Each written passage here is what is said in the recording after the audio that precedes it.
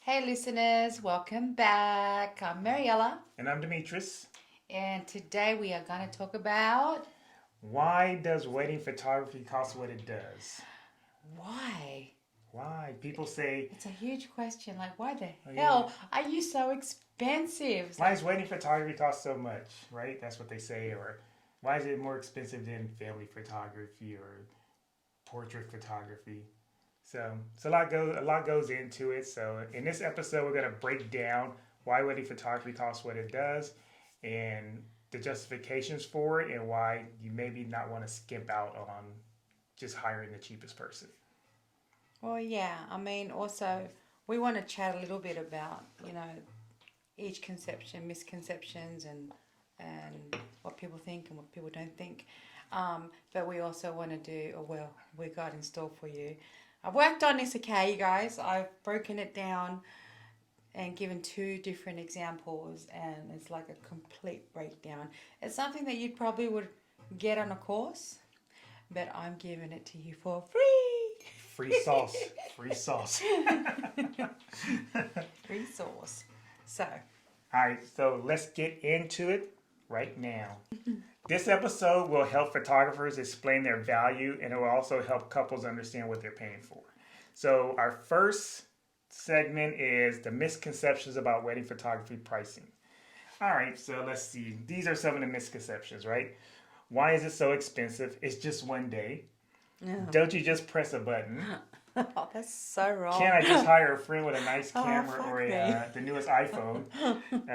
Explain that wedding photography is more than showing up and taking pictures. It's a blend of art skills and business. So let's tackle the first one. Why is it so expensive if it's just one day? It's not one day. But no, I'll say this is my take on that. The reason it is expensive is because it's one day. It's one day that you can't have a screw up. It's one day that you can't afford to You hire can't someone redo. who doesn't know what they're doing. There's no redos unless you have a lot of money and you can just redo your wedding again.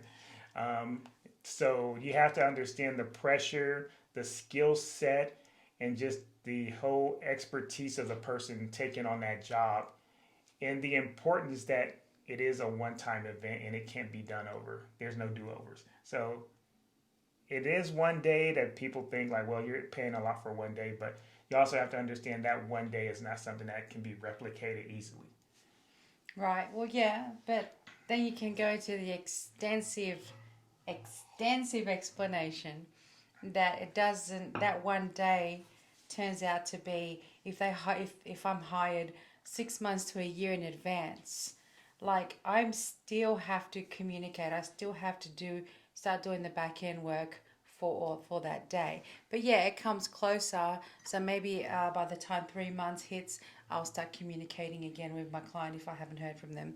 And then after 3 months, then you get the next one at 6 weeks. I'll send an email out again, and then I start working on timelines and then I start working on finalizing anything with any planners or them or any of that. So all of that comes into play. Make sure I got my shot list, and then I've taken time to go and create all that stuff as well. So there's a lot of back end, and then yes, that one day that we show up and we don't miss a damn beat, then I've got my post work cut out for me. So no, it's not one day.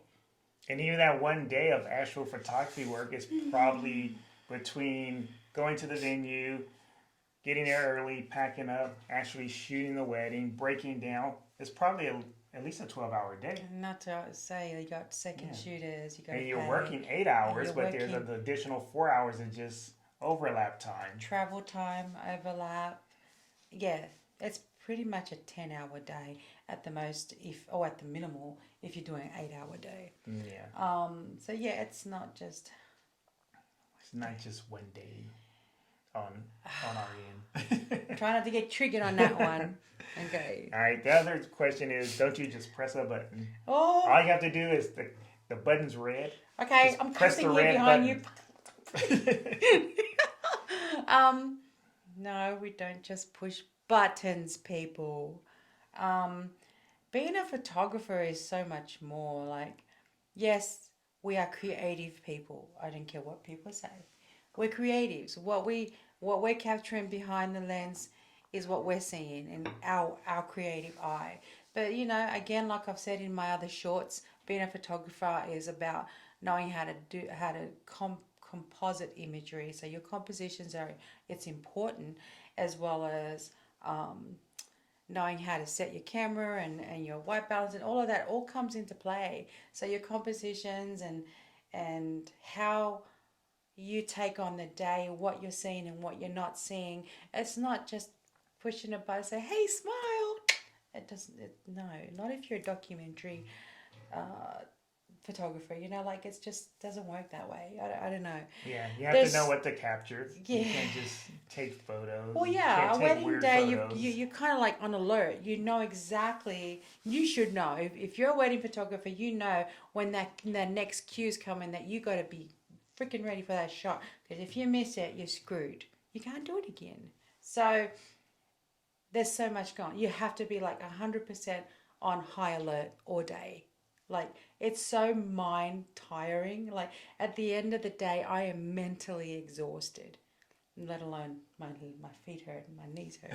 But I am mentally exhausted, and my back might hurt too, because I'm carrying like 3 or 4 cameras sometimes. But it's a lot of work. We're not just button pushers, okay? Please don't say that. Please. Yeah, that's like saying a mechanic. Well, anyone can work on the car. We all have screwdrivers. Just give and me a wrenches screwdriver. Let's go. All right. Other question. Can I just hire a friend with a nice camera? You sure can. I mean, you can. No one's stopping you. But are you going to get what you want? Probably not. Does your friend know how to shoot a wedding?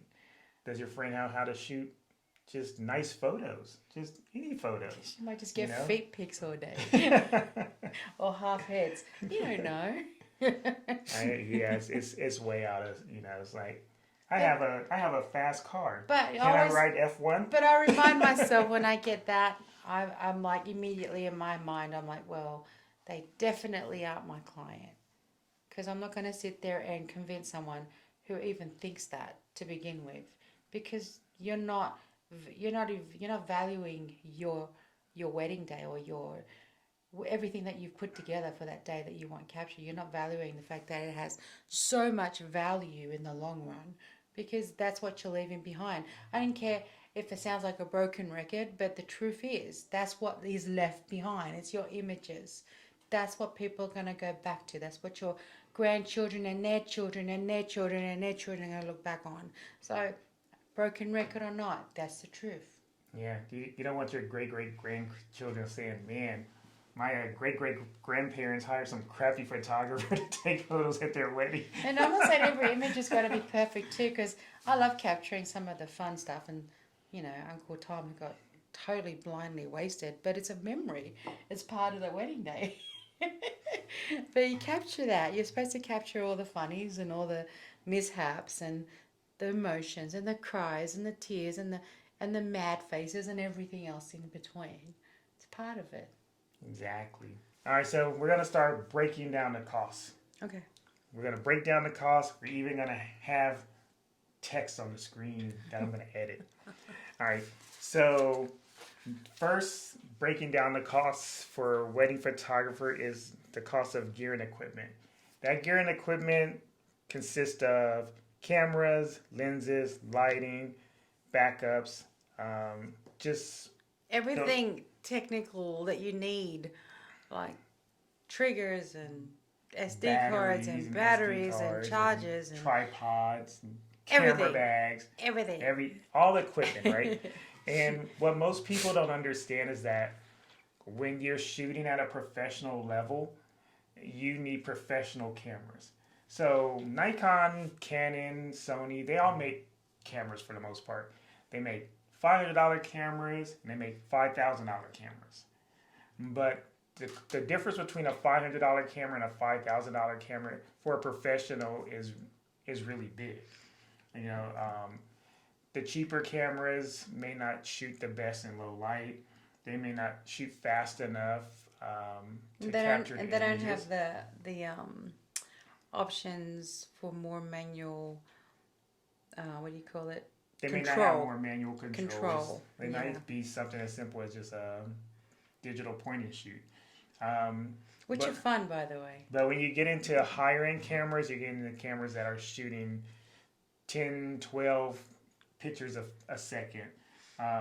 They have weather sealed bodies so they can withstand rain and the elements if you're shooting outdoors. They're durable. They're not built out of plastic. They're built out of metal. It's just like all these things. There's all these things that need to be.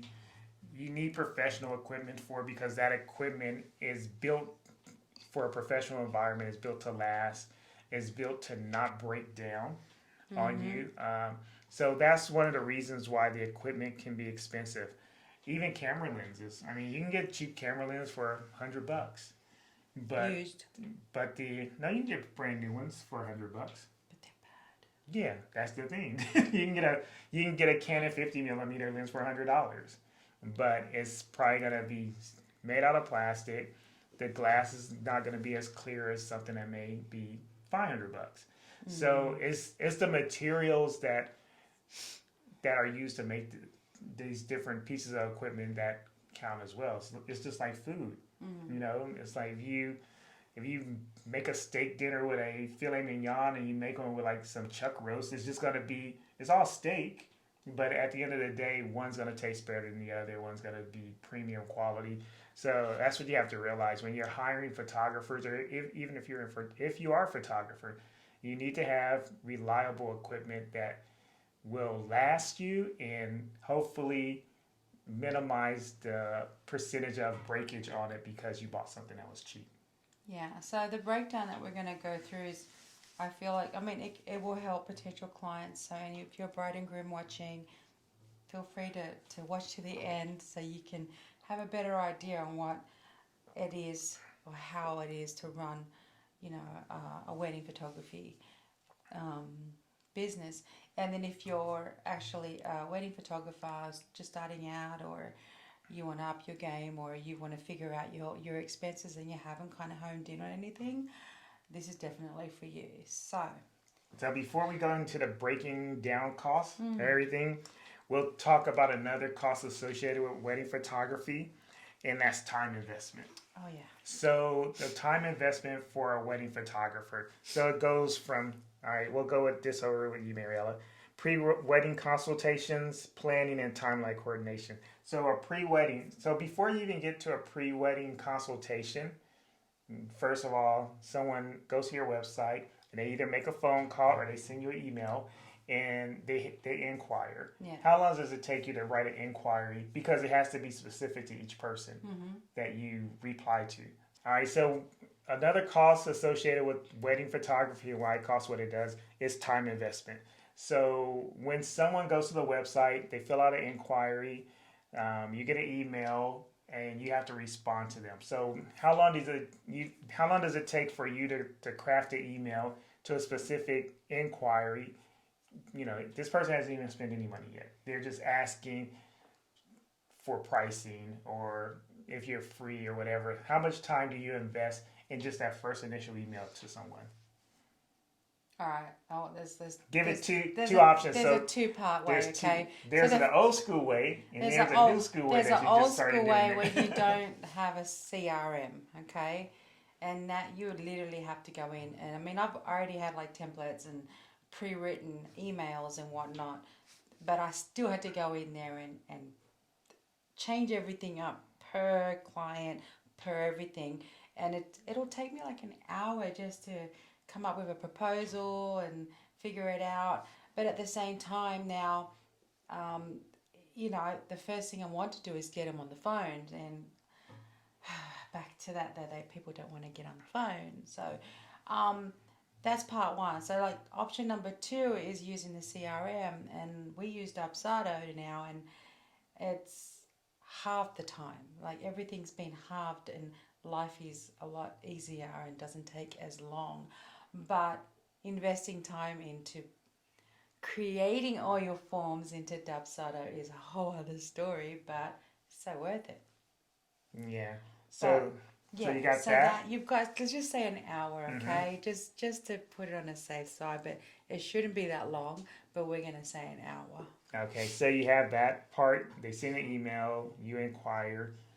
maybe 1 in 10 people will actually get on a phone call. Yeah. Other than that, you might go back and forth texting with them a few days. Yes. But if someone gets on a phone call, what's the average length of a phone call usually? I spend at least 30 to 45 minutes.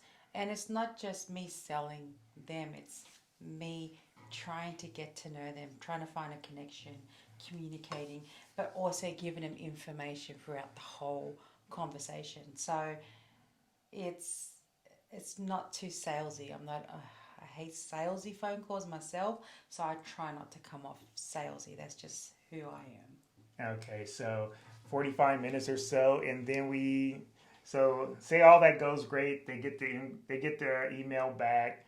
The numbers make sense. They get on the fall. Well, after the phone call, I'll send them then again another email going back to what we spoke about, so they got everything in writing. And since by that time I already know what they're kind of interested in, so I'll send them a proposal with that one. So the proposal will have your package options in that email. Okay, this is what we discussed. This is your option, or you can have this as well, and you can add on XYZ if you would like.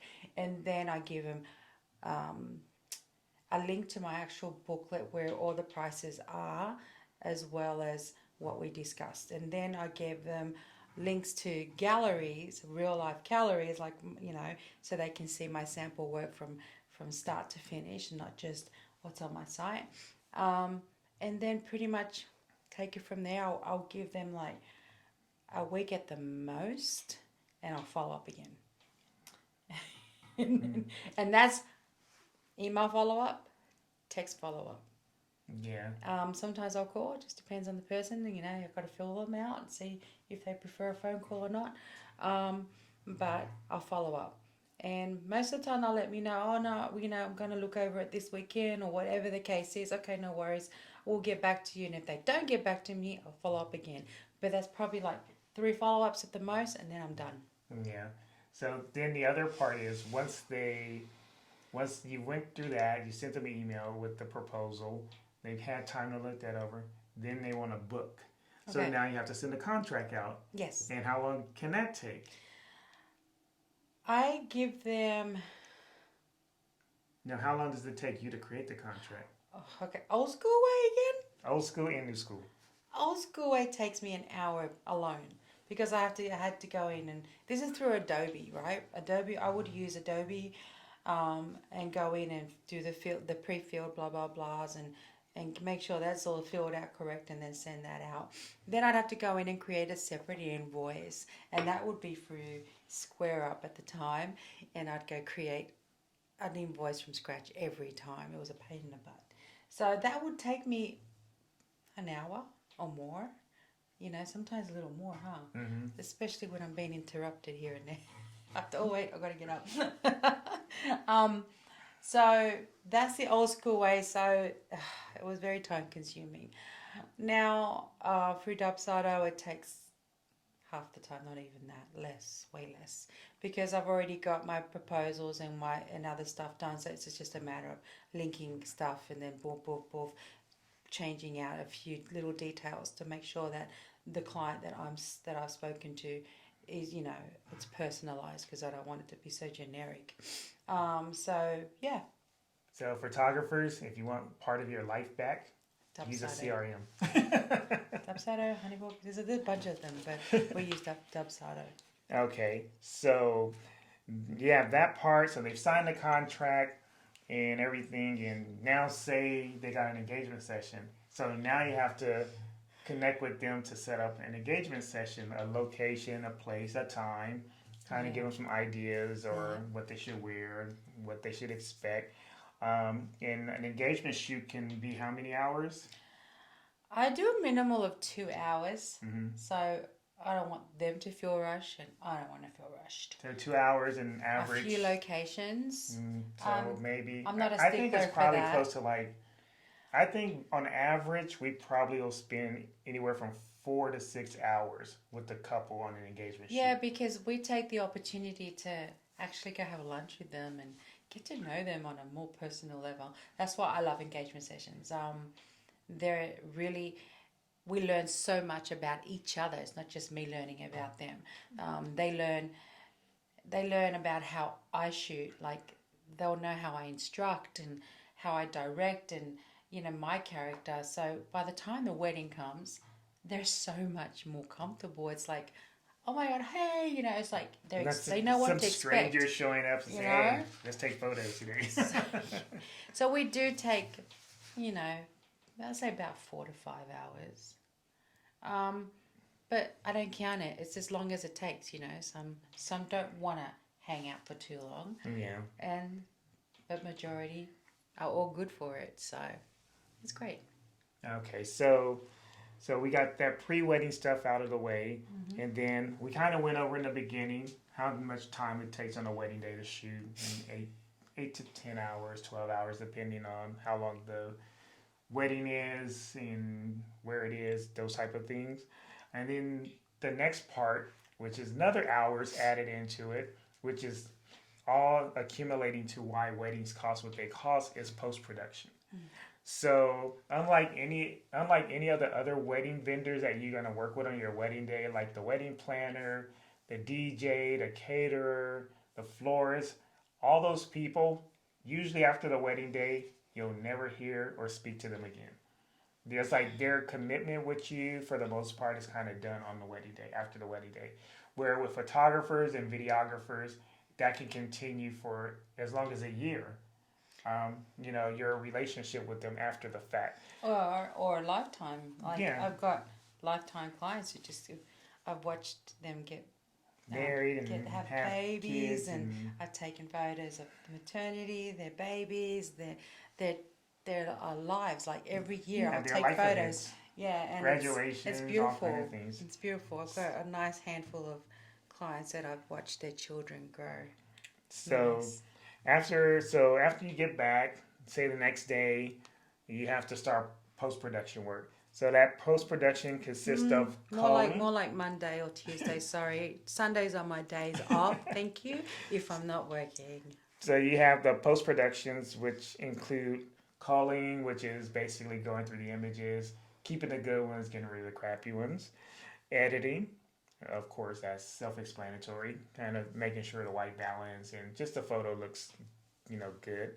Retouching, for those people who want, like, okay, I had a pimple, can you remove my pimple, or whatever it may be, retouch stuff.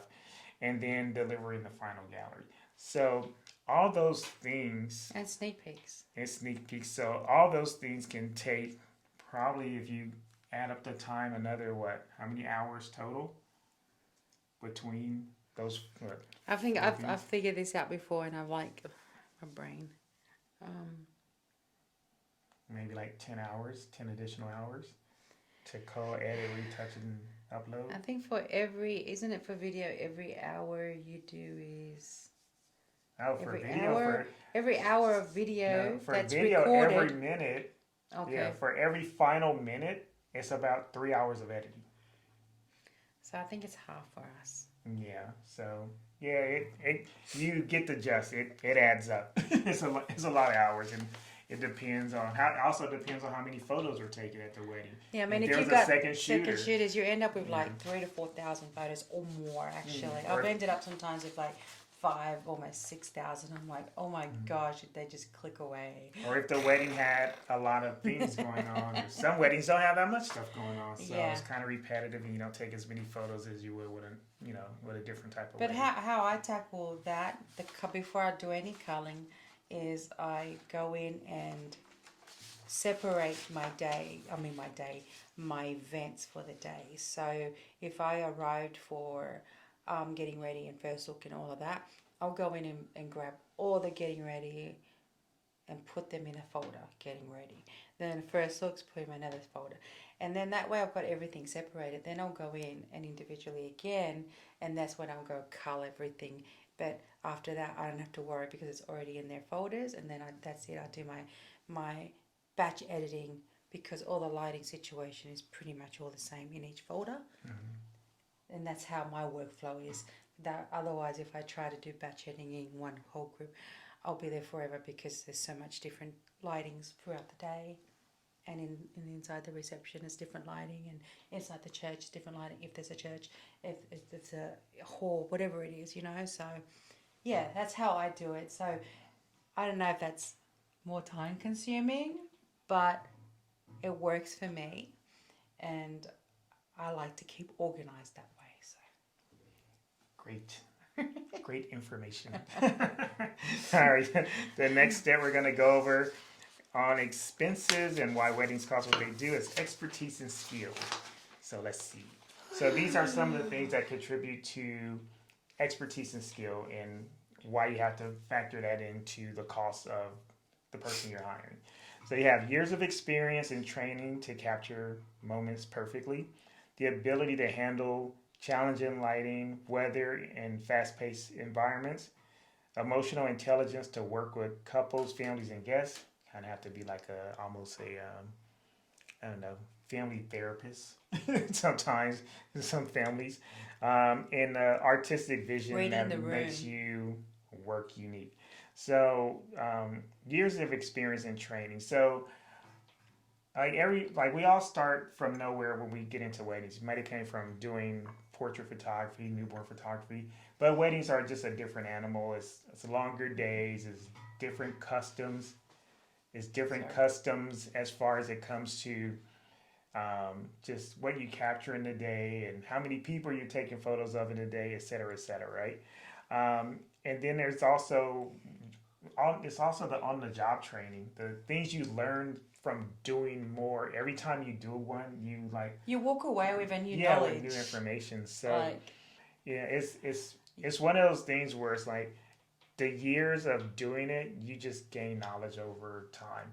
And it's just like with any profession, whether you're a doctor or you're a mechanic or you're a teacher or a baker, cook, whatever. The more times you do something, the better you should get at it. Mm-hmm. So that's one of the main things.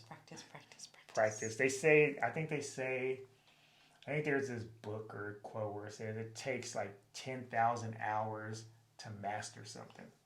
That's a lot of hours. Most people never get that far, so they're okay. But some people get further quicker because they just have more of a skill set baked in to do that. But for most average people, that probably makes sense. One of the other things is the ability to handle challenging light, weather in the fast-paced environments. Break it down. Well, I think I've gone through that in my past videos about challenging light. It's, again, if you learn how to master on or off camera, your life would be a lot easier. Flash. On and off camera flash. Your life probably would be a lot easier because you can go in and manipulate light as much as you can adapt to it.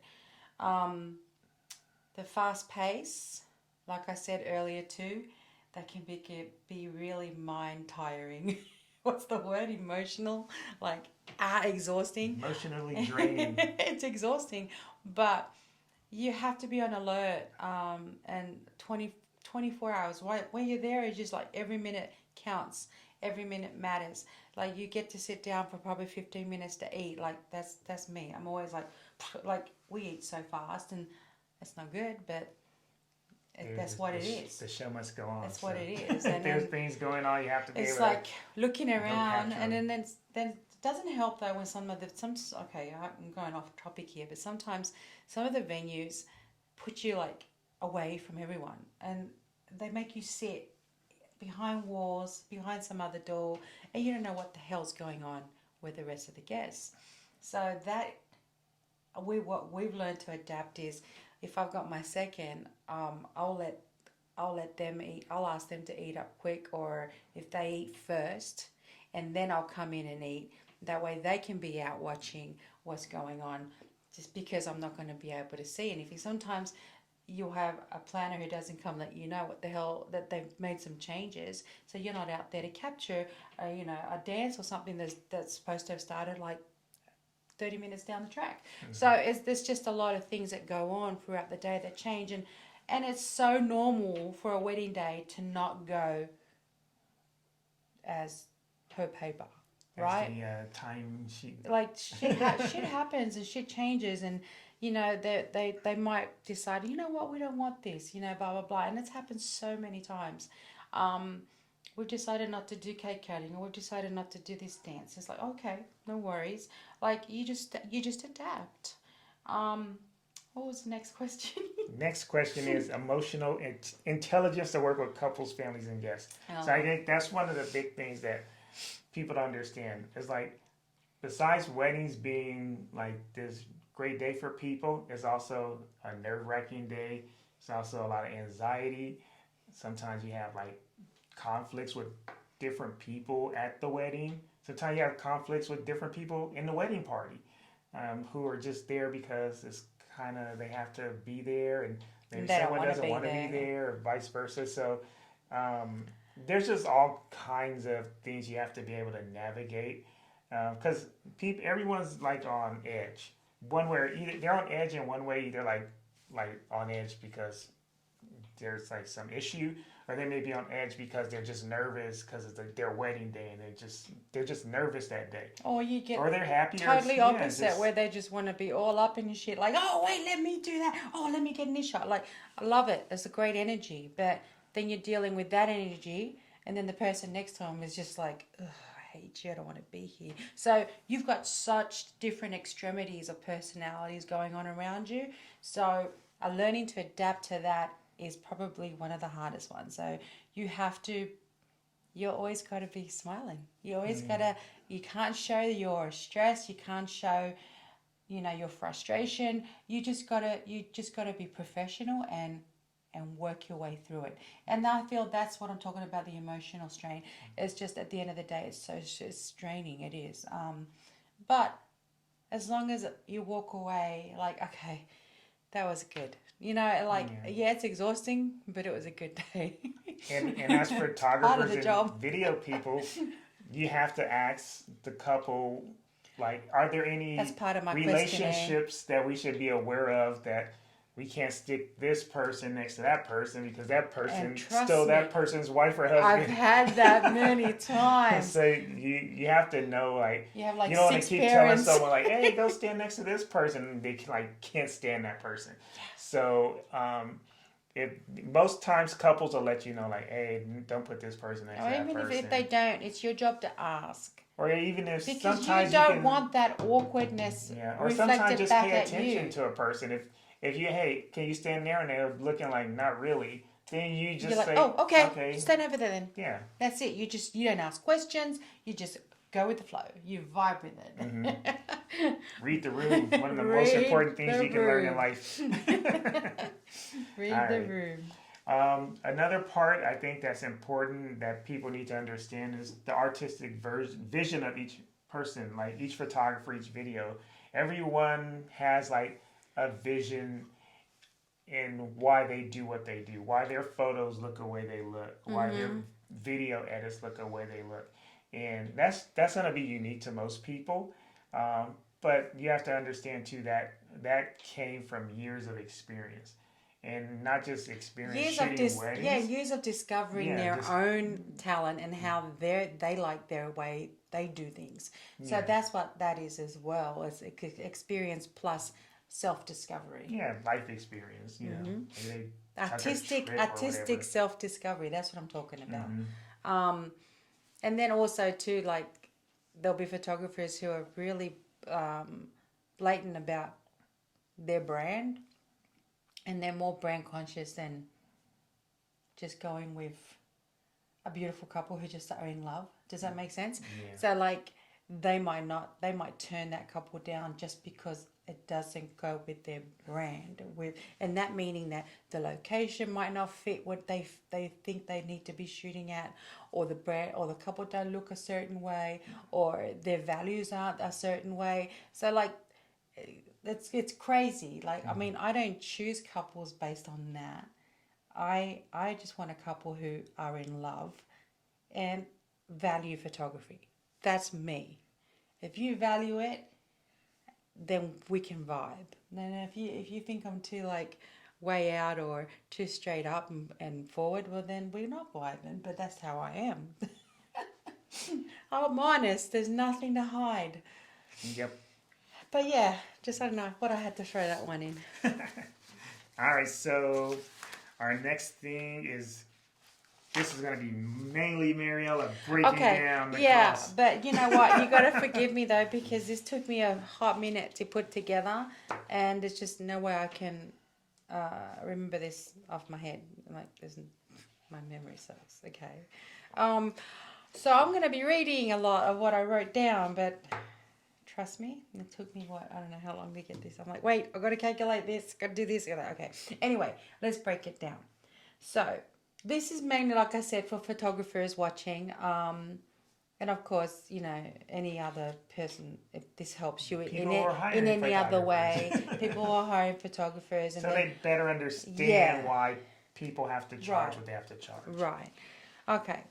So as a photographer, I know that I did, and this is all talking, like I said, from my experience. I struggled with the pricing. Like, it was huge for me. I'd go up and down, I'd fluctuate, and I feel like I was charging too much or wasn't charging enough. And then I would doubt, like, I wasn't experienced enough and no one's going to hire me for this price. Like, it was just a flood of different emotions all the time, right? Mm-hmm.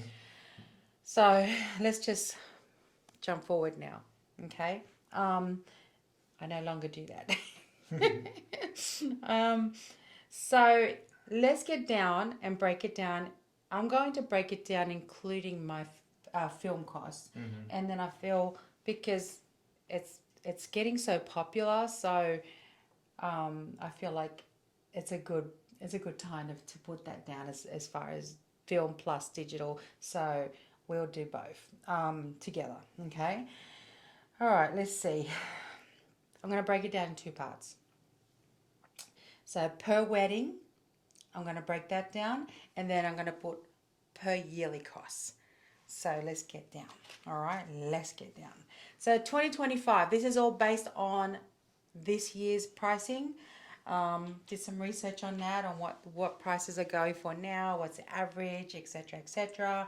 And so let's start with the film stock. Film stock is pretty average. I mean, it does depend on what film stock you choose. There's different tiers, different styles, different colors, different. It's all personal taste. So I left that at an average. All right. So fluctuating prices and all of that. So we're just going to go by that. So let's base a film and digital package. All right. We're going to summarize this just for cost of purposes for cost. Okay. 6 to 7 hour coverage, right? Then we have 5 rolls of film for that coverage. We're going to include a second shooter, online gallery, you know, for proofing and all of that. Then we're going to give 100 4x6 prints, matted prints. That's what I like to give. And then 8x8 photo album as well. And that's right. Sorry, 8x8 photo album. So for that particular package, it's going to cost you're charging $5,990, okay? So you're like, whoa, that's high. But really it's not, okay? Let's break it down, all right? For that package, what it's costing a photographer, yourself, or what it could cost, is for a second photographer, we're going to average like $450, right? It's probably on the lower end. We're going to average $15 per roll. So if you're using like 5 rolls for that day, for the half day package, that'll be $75. So you've got $450 for a second photographer, $15 per roll, so it's 5 rolls, it's $75. Next, you've got your cost of developing your film for the highest quality, because I don't feel like you should be giving anything less. For that 5 rolls is $25 per roll average. So you're looking at $125 for 5 rolls for processing. Your wedding book is an average at the low end of $350, and that's your cost, okay? That's the 8x8 book. Your cost of prints, which is 100 4x6 prints, it's $65. Then your cost of a custom box for prints, and that could be anywhere from $40 to $150, Just depends on what you want. So we're keeping it on the low end. That's $40. All right.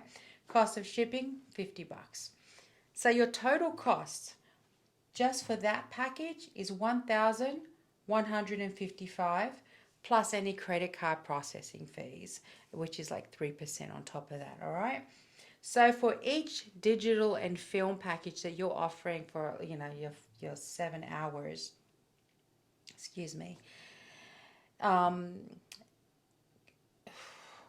is costing you 1,189. So in after all of that, you're netting 4,801. So we'll just say 4,800.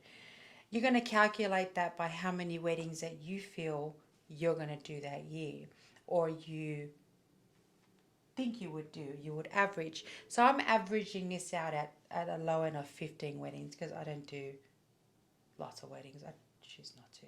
So 15 weddings, okay? So we're going to do 4,800 times 15 weddings. You're looking at $72,000 a year. That's your yearly expenses at that stage. That's assuming you're booking 15 weddings at $5,990 with your net of $4,800 per wedding. So doesn't include taxes. It doesn't include medical taxes. Insurance. No, it doesn't include any of that. So let's keep going, okay? Now we're going to go break down your yearly cost. So put that aside for a minute, okay? I hope you're making notes. Put that aside. Now let's work out your yearly costs, okay? Just so you will have an idea on how much you're actually earning. So your yearly cost, let's break that down. You have a proof site. I use Pixieset, so I'm basing it off Pixieset, okay? That's $456 per year for Pixieset. You can chime in anytime you like. Adobe Creative, so that will allow you to have Lightroom, Photoshop, Premiere, all of that, all Adobe, okay? And that is at $59 per month, so you're actually paying $708 per year. They do have student prices, so if you do have student ID, you will be saving some money and paying $30 a month as opposed to $59. Or if you have a kid in elementary school. Or you have a kid in elementary school, that really helps too. You can get their you can Adobe get their discount. Adobe. Okay, so that's our little secret to you. But let's base it off the no discount. Okay, $708. Then you have your LLC business tax, and that varies in state by state. But in California, it's approximately $350. Your external processing hard drives. So we like to replace our hard drives yearly simply because it's a hard drive. Like it could fail, right? And it's the last thing we want is for all our wedding documents and clients' photos to be effed up because we didn't replace our hard drives. So average $600 for 2 4 terabyte drives is what we normally would rotate every year. Okay, archive drives, whole other story. 4 terabytes, we get they each fit around 30 to 40 weddings, so we get those at $260 each. Those are our archives, right? Yep. SD cards, you must upgrade them and replace them yearly because they fail, okay? Replace them, upgrade them. So, for example, a 12 gig pro grade SD card is $50 each, right? I have a minimum of 8 SD cards. That's the minimum. And that's like that'll give me a $400 per year that I have to put aside for SD cards. CFast Express cards or XQD cards, which I use in my mirrorless. Those are at 64 gigs and those are $60 each. So I get like 4 of those and you're at $420 every year. Batteries for my 35mm film camera they take regular AA batteries. They don't do rechargeables, right? So I go through a lot of those. So I'm averaging about $220 or more. So we just left it at the lower end. Rechargeable batteries for like what do you call them? My triggers and all any other small things that need rechargeables. So I keep those on hand, and they're normally the antelopes, so it's like $80 every year. Okay, gear upgrade, replacement fixes, safety budgets. I can say about 6 to 7 thousand a year, just so you can upgrade your gear. Now you might not upgrade as often, like yearly, but for yearly purposes, let's just stick to 3,500. Now, replacement and fixes, just you might want a better lens, or you might want to upgrade your camera to a faster camera, better camera, whatever the case is, or you might want to upgrade your flashes. But there's something that will need upgrading throughout the year. So 3.5 is probably a pretty lenient number. Might be less for you, but we'll keep it at that for now. It's a lot, guys. I hope you're writing this down. Okay. Insurance, liability for your gear, and etc. etc. So we pay $500 and we use Hiscox. Thank you. We use Hiscox. They're great. We've never had a problem with them. Yeah. I mean, we had an issue once that they need to replace something. Computer crashed and failed. Yeah. They replaced the computer. No problem. problems. So Hiscox, okay? Hiscox, Hiscox. Website hosting. We use Squarespace. So that's $252 a year. And we also use Dubsoda for our CRM, and that's $400 a year. Domain name hosting, we use Hover at $18 a year, plus any additional email boxes like info at or hello at, whatever you want to add, any other person's name at. So they're $20 each on top. So we're paying $60. So we're just paying for 2 extra. No, 3 extra. Yeah. 3 extra. There goes my math. All right. Marketing. Nobody wants to put money aside for marketing. It's a must. Now that includes advertising, educational, Google ads, workshops. All of that is classified as marketing. And we put aside $3,000 a year, and that's on the low end. That doesn't really include the Google ads, to be honest. We probably spend more. So let's just say 3,000 on the low end for marketing. Then you got your physical marketing materials, okay? That was just digital. Physical marketing materials. So you've got business cards. Your style shoots sometimes does require you to actually, have physical items. Wedding shows, extra travel and hotels and all of that you need.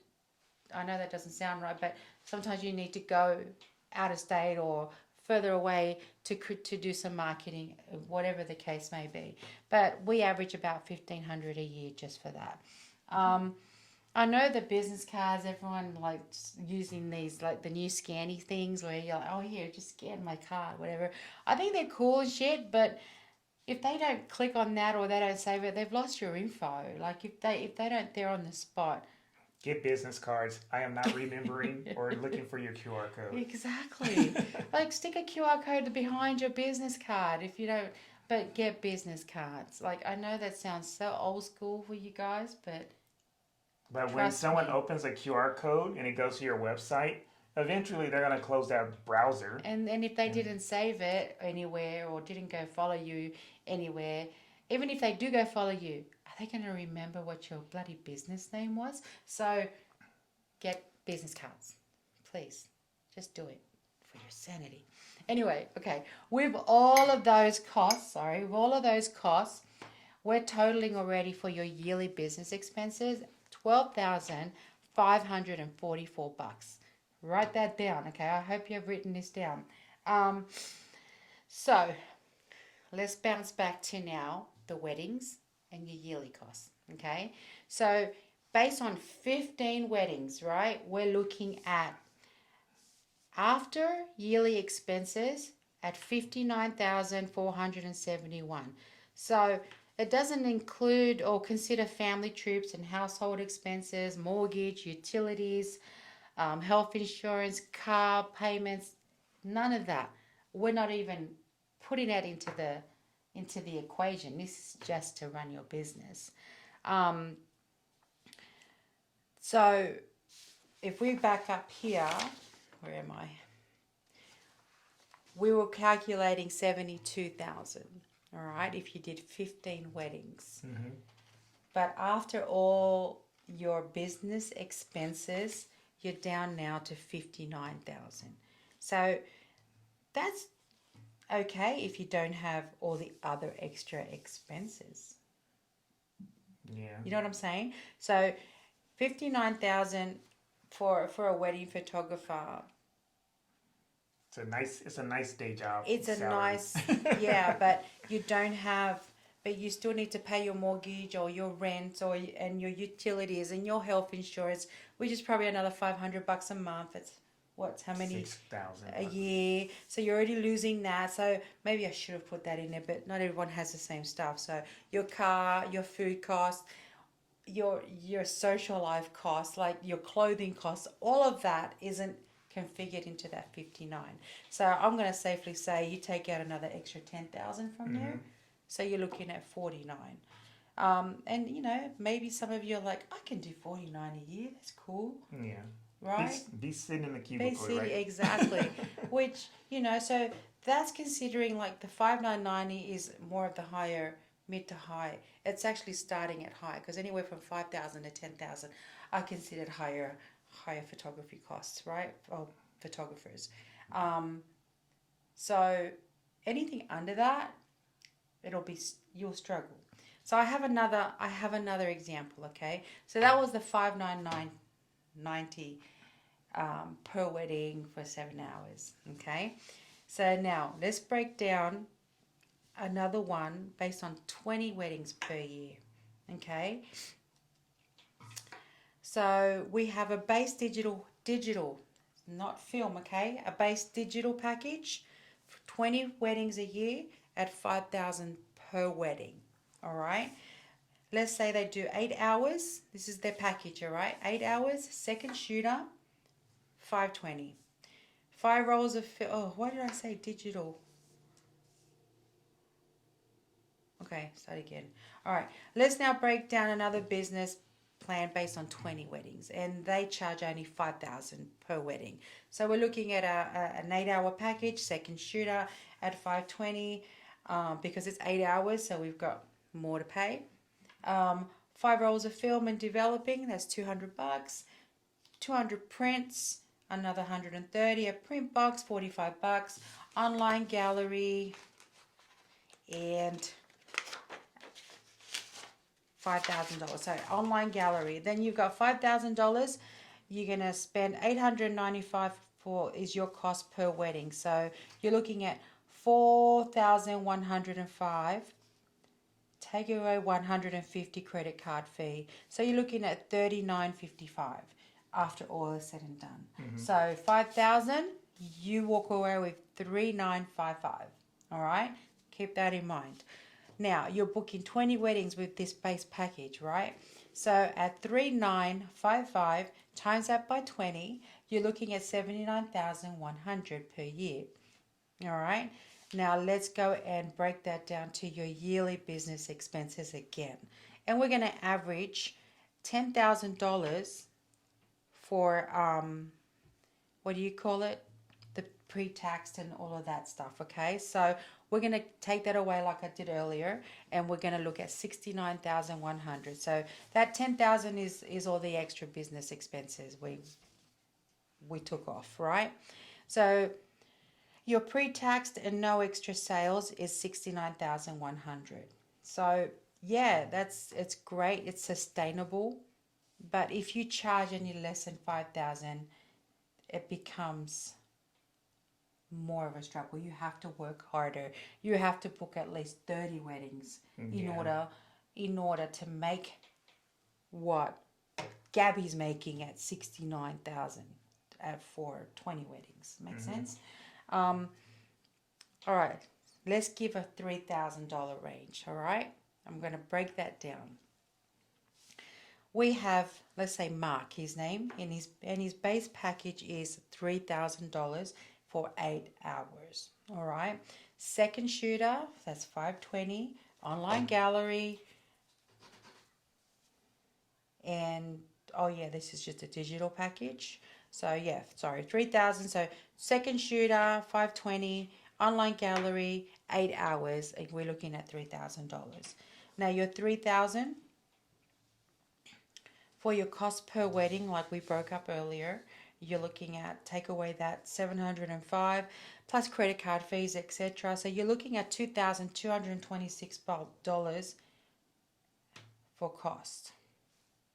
All right, so that's what you walk away with. $2,226. Now, if he was to book 20 weddings, that will then times that by 20. You're actually making 44,520. Sorry, yeah, 520. With that being said, then you've got your yearly expenses. So let's take 10,000 away. Now you're looking at $34,000, 520. So that would be Mark's income pre-taxed and no extra sales. Now 34 is really low. So for you to be charging $3,000 per per wedding, and booking 20 weddings, in order for you to make a mid working person salary, you need to be booking like 40 weddings plus, and that's hard. Yep. That is that's hard work. It really is. Just the work and just actually finding 40 clients. You just burn yourself out, like honestly. So yeah, 3,000 is not it's not a livable number. And don't forget that of that $3,000, there's still you still need to factor in all the hours that we spoke about before on just doing the job as a photographer. Yeah, so you're not just doing a weekend, or that's 40 weddings. Yeah, 40 weddings, but you're still probably doing, you're probably averaging 2 to 3 weeks of work per client. If I was to break it down that way. Or a month at the most. Which is like a whole year. Yeah. So like, if you think of it that way, all right? And that doesn't include all the taxes and any money that you want to put away or have for expenses to go do things with your significant other or your family or whatever. I mean, you've got to put away at least a third of what you make for emergencies. So in the end, it's like 33% off your 34. What are you left with? Not too much. So 20 something. So like, I hope that breakdown made sense to you guys. But like,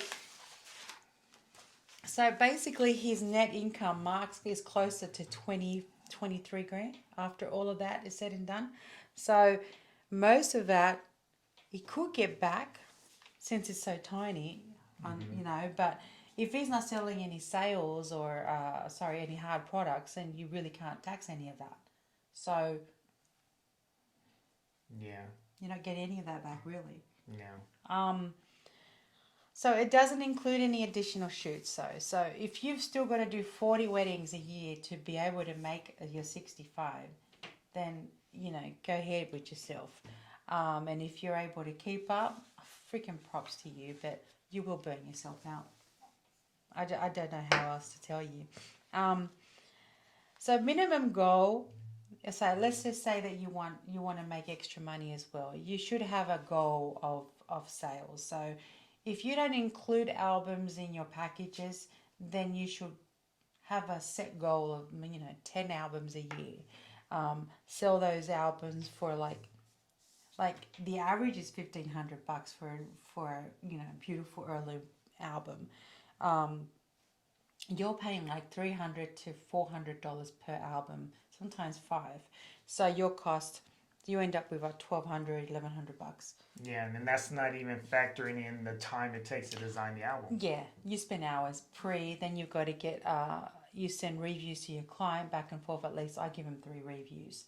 And then, you finalize that, send the paperwork off, then you got to wait. It's like, yeah, it's a process as well. It's not just, hey, let's just pick those photos and that's off with your album. Doesn't work that way. That's extra time as well. And then if you make extra money doing engagement sessions that, average cost is about $500. I charge $750. Then you've got to include that you're going to spend gas and food that day. So by the time, let's just average it at $750 that I do. Mm-hmm. By the time that's all said and done, we're probably spent $100 or more. Yeah. That day. So you're looking at $600. All right. So you do 10 of those a year, you're at 6,000. Mm-hmm. Right? Yep. Yeah. Is that right? My brain. You said six. Yeah. It says 6,500. Yeah, but that's at 650. Mm-hmm. So without any additional sales, Mark isn't even making enough to live. Like, he's netting 41,000 without any additional sales and sessions. At the end of the year, he's netting less than that. So if you're alone and you got rent and everything to pay, there's just no way you can do that as a full-time photographer. Now, I understand if you're doing it part-time, Mm-hmm. then that extra 30 grand that you're going to make a year is gravy, right? But that person has no life at that point. that person Because has they're no working life. a 40-hour week and Yeah. then probably another 40 hours Yeah. on each wedding. So I hope that made sense. It makes sense on paper. And I'm like, yay, that's right, that's right. But if you guys liked that, I think I'd be happy to share a copy of my breakdowns. Just you can send me a comment or Maybe we'll create show notes for it and put that in a attachment that people can so you can look at and download it. I think it will help. I think it will help you to understand better how to break down your costs and know how to value your time and know why we charge what we charge. Yeah. Mine's a full-time job. It's been a full-time job for 15 years. So that's my livelihood. Like, everything I make goes back into my family, and, everything I do is for that. It's my livelihood. So value your time and value your skill set. Don't just take any job or don't race to the bottom of prices. Charge what you need to charge, or if not, at the end of the day, you'll end up hating what you're doing. Yeah. Or you'll just do a half-assed job because you're not getting paid that much. And you Half-assed. Do not be half-assed. If you're going to be half-assed, move just the hell don't on. do it. Yeah. Just don't be half-assed. Just do it. All right, so now that we've broke down all those parts of the wedding business for the photographer and for the couple, now we're going to get to the elephant in the room, which is why cheap photography isn't always a bargain.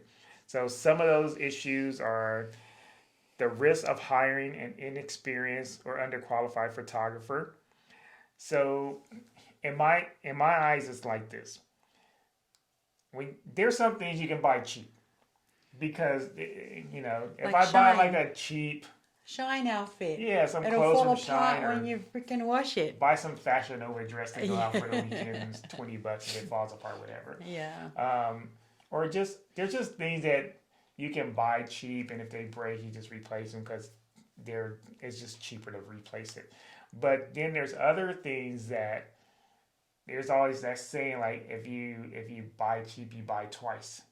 Where I've done it many times. I'm like, I'm just gonna buy this thing. It's cheap, and I buy that thing 4 times. Yeah, and I'm always in his ear like, dude, you know how many times you've bought this? You could have just bought X, Y, Z, and you still would have had it. You end up buying the product you should have bought at the same same price or even less, right? And you still would have it. So that's one of the issues of hiring,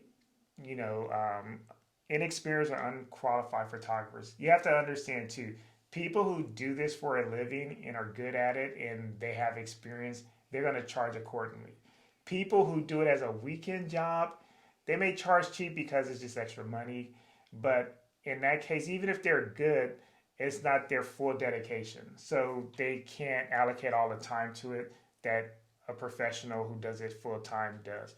And then the other thing is a lot of people who charge cheap for photography charge cheap because if they try to charge anything other than that, they never book a job because they're just not that good at it. But some people think that's the way to go, and there's many horror stories that we just heard in general. There's horror stories we've heard from people that we've come across where they've booked someone to do their wedding and the photos don't come out right, or they can't find the person afterwards, or their camera breaks at the wedding, they don't have a backup camera, or they're just horrible photographers and the photos look just bad and you don't want to show them to anyone. We've met people who say they don't even look at their wedding photos because when they Pretty do, sad. it makes them sad. It is. It's And- so damn sad. And in their eyes, they looked at it like, okay, I could have hired this other person for $5,000, but this person was $3,000. But in actuality, they basically blew $3,000 instead of saving $2,000. Yeah. So you need to come. And You also- need to come to the conclusion and think about, like we said before, it's a 1-day event. Hire someone who you trust to do the job correctly. Yeah, and that's someone who also has been in industry longer, knows that, or majority, or I'm going to just take myself for an example, like the quality of products that I would include in a package are good quality items. They're not shit.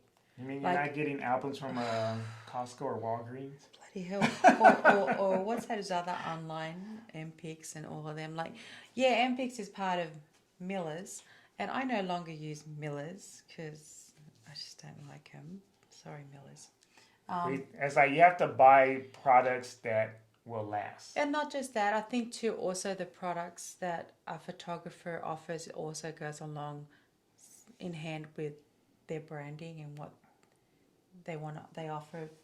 I don't know how to explain it, but it goes in par with their brand and their personality and what they feel should be included in that. You know what I mean? Like then so yeah, the higher the price, honestly you should expect a quality album or a quality product. The lower the price, don't expect it because you're going to get the low quality stuff that's going to fall apart in a couple of years. And the more it gets handled, the more it's going to Pages fall are apart. going to discolor, fall apart. Or the book will fall apart. But, even I have access to albums and companies that will give you a lifetime guarantee, but you're going to pay for that. That's expensive, but if that's what you want, you're going to get it. Yeah, that album gets ruined, they'll send you a replacement. Yeah. That's just how it is. But that all depends on the quality of service. And one of the other things about hiring cheap or inexperienced photographers is they might not be the best at editing photos. So you'll get weird looking photos sometimes, or they're just bad. Then the other thing is they more than likely probably are not backing up. Their backup is probably like your backup, which is like I had it on a disc, so it was backed up. Mike, speaking of that, I've had 2 past clients this year calling for photos that they were like 5+ years old. Yeah. And oh yeah, that's one thing I haven't mentioned. I keep okay, I'll go back up. No, my clients that they lost their photos. It happens. Yeah, which is normal. But the thing is, I don't know how much education I can put in, and it's in their contract, it's in their emails, it's in their everything, and it's verbally told. Back your photos. Don't just back it up on a computer or a laptop. Stick it on an external drive and also in the cloud, and then an extra drive somewhere else. Let mom or someone hold that for you. Like, it's important because once a certain time, us photographers do not hold on to those images anymore. There's a certain cutoff, and each photographer has a different cutoff time. Mine is 10 years, and after 10 years, I will no longer have your files. And I immediately get rid of the raw files. Like after you've received your images and you love your images and everything's said and done, those raw files are gone. All I've got is JPEGs. So, important message to photographers and our potential and our clients and brides and grooms. keep your stuff safe and sound. And photographers, you also need to back up your stuff 100%. Exactly. In the air, double time, whatever, archive drive as well as other drives. Like, you've got to always have it all up. Yeah.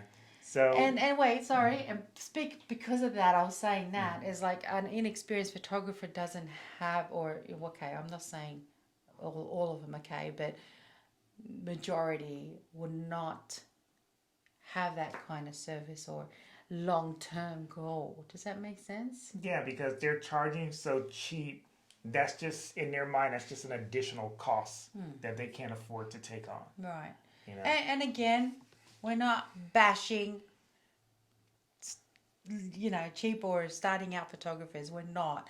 Like, I started out a certain way, but it's just you just gotta get to that quicker than later. That's what we're trying to say, right? Yep. You gotta get to your goal quicker than later. You gotta value yourself quicker than later. Mm-hmm. I mean, it has a huge effect on the rest of the industry, like, no lies. Yeah. The pricing and all of that and what's expected. And it totally hinders and puts a dent into what should and shouldn't be. And I just, I stalk groups and I stalk stuff, and I'm reading and I'm like, oh, and I'm like, oh. So, yeah. Okay. So, as far as cheap photographer goes, or just inexperienced, you have to look at your wedding photography as an investment, and that investment in people who are more professional. When you pay for that, you're paying for better quality, reliability, which is really important in like a stress-free experience. Someone Right. who can handle your day, and also someone who can bring down your stress level when you call them and say, hey, my house burned down, or my hard drive failed, or I spilled coffee on my laptop and my photos are gone. You have the ability to know that they're going to alleviate that stress because they have backups of your photos for a certain amount of time, even if you don't have them. So you have to, take all that into consideration when you think of why you're saving money or why you're spending money also. Yeah, either or. So this is probably more so to photographers, but it also has some implications for the couples. Is that as a photographer, you need to explain your pricing to potential clients. Break down what's included in their package and the price, because most people's tendency is just to go down to what the price is. Oh, yeah. The final price, and they're not going to look at anything in between the heading and the bottom of the paper. So you need to make sure because they're going to go down to the bottom and see That's $5,000 what they're going to or look $4,000. at first. But once they see that, then it's on you to explain and educate them to why it is what it is. Yeah. And a lot of people will understand, like, okay, I understand why I'm paying this because it's coming with X, Y, Z. But if you're just throwing out a number and like they're like, this is new to them, they're not going to understand all the terminology and what is included. So like, okay, let's give an example. I get a phone call from a potential client. Oh, hey, we're getting married, blah blah blah. We're getting done, and or just want to know what your prices start at. I'm like, okay, well, before I give you a price, that's my first response.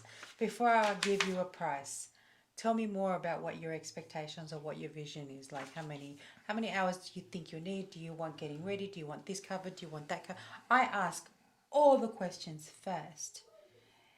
And then once I figure out all of that, then I explain to them what it entails, what will include, blah, blah, blah, blah.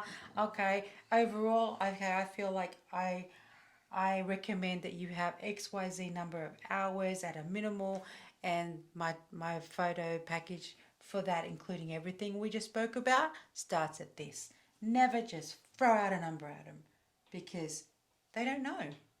They don't know what they should be expecting. They just feel, okay, I just want my wedding day covered and it's this amount. Oh my gosh, why is it so much? So you have to educate. Yeah. So one of the other things, even if you're looking, it's like, oh, that person's really good. Their price is $5,000. My budget's $4,000 or $3,500. Or it's just out of my budget. Here's some tips for alternatives that can probably still see your way to hire the person you really want to hire, even if your you budget really want to doesn't work with them.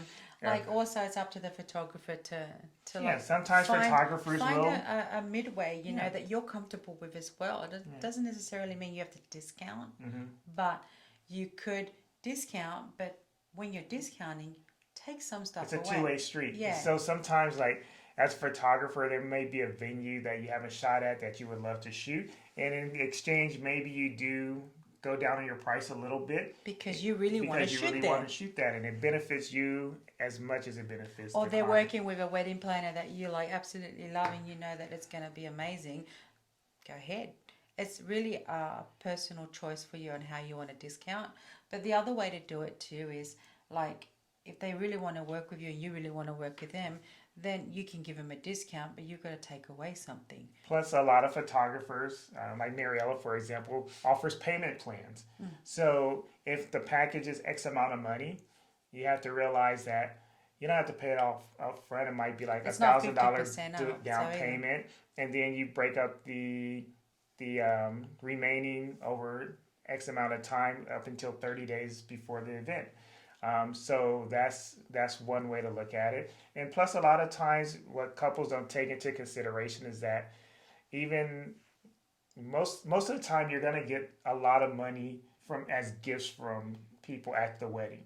So even if you have to spend some money up front to hire that person, you'll probably make it on the back end with gifts from guests at the wedding. Yeah, no, and a lot of people these days like, honeymoon fund or whatever fund, and they'll have something in the long run. Yeah. So as far as some of the alternatives, if for couples who can't afford higher-end photographers or people with more experience and just more experience and higher quality work, the first thing is when you're planning your wedding is to prioritize photography in your budget. So when you're doing your wedding budget, look at everything. If photography is important to you, start with that. Find a photographer first, and then your photographer. Yeah, find a photographer who you like. You got your venue, you get your photographer, and then from there, if you're solid on those two, then maybe you can work around some of the other Your budgets things. Can be shifted around everywhere else. You may not need that $2,000 ice sculpture. Right. Yeah. 80s once they're made, like, no. Okay, so you just have to prioritize photography in your budget. You need to leave that in. All right. Other thing is you can consider shorter coverage. Yes. So if you can't afford an 8-hour day or a 10-hour day, maybe you can skip prep and just do 6 hours. Or you can do like already dressed and then the photographer coming in getting you with or the final just up. Little. So they're not there for 2 hours, just kind of hanging around. And so you can still get some of that, and not skimp on it. So you can still get it. Even with the reception, like at the end, if it's like it's going to be 3 hours of dancing, maybe you have them stick around for like 30 minutes. Honestly, majority of the time we don't stick around. Yeah, to so the end anyway. You figure out how you can budget around that time and schedule. that's where your expertise in timeline figuring out, you can help that client see an alternative to timing and how much time they will need that you feel that you can get enough footage for them in that certain time. Yeah. Does that make sense? Yeah. And then one of the other things is you can always consider maybe having a weekday wedding or a Sunday wedding, or people do have weddings in the weekday. Your venues will be cheaper. Not photography though. Photography's going to be the same because it's the same amount of work. It's the same amount of work no matter what. You'll save money for sure in the venue, which is a big cost. You will. Of your wedding. Also, like, we understand that budgets are important, but photography is an investment in memories that last a lifetime. So you have to look at it that way too. Don't just look at it as like an expense. So look at your photography as an investment, not an expense. It's like a home. Yeah, and if you see it that way, it makes more sense, and you kind of understand the importance of it more. Because the last thing you don't want, whether you're the husband or the wife to be, is picking someone because you want to save $1,000, getting horrible photos, and having your mate look at you sideways every time they see those photos. And like, you cheaped out for $1,000 and now I got these crappy photos. Who wants to live with that? Who wants to hear that the rest of their life? All right, so I just abused you on live TV. so other than that, we'll start wrapping up. So we kind of went over the expenses for photographers, which are gear, time, business costs, everything it takes to be a professional photographer. There is costs associated with that. I mean, it's very rough. Like we do offer. Wait, I'm going to interrupt him again. That was a very rough, breakdown. I do have it written down, but I just want to throw out there that I do offer one-on-ones, and I can take my time in explaining things to you if you want, and we can break it all down just for you, because everyone's different. Like, I just gave you sample breakdowns, and everyone has a different goal and what they want to do in their photography career. So I understand that, and I can help you out. Just let me know. Shoot me a comment. Shoot a comment. Go to the website, mcpworkshops.com. Another thing is, when it comes to your weddings, is that as a photographer, stand by your pricing and communicate the worth. If someone asks you to cut your price by thousands of dollars, then you have to be strong enough in your commitment that you're a good photographer and that your work is worth that. If they can't see it that way, then let them find someone else who's going to do it, and they deal with the consequences of that cost. And trust me, we've been there. I've been there. That was so hard for me to do at the beginning, wasn't it? Mm-hmm. Do you remember?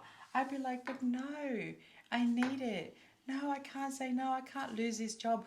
But I've learnt now to let go. If I feel like I'm not getting the right feeling, or I'm getting back and forth, I'll move on. I mean, I had someone coming back and forth via text on a constant, asking me over to come hundreds down, of literally hundreds of dollars. Just $100 here. Oh, can you come back down to another $100? At the end, I'm like, you know what? I'm not the person for you. I've broken my limit to what I want to discount and what I'm comfortable with. I can't do this for you. But if I had done that when I first started in the first 3 years, I would have taken it. Yeah. Because I wasn't sure.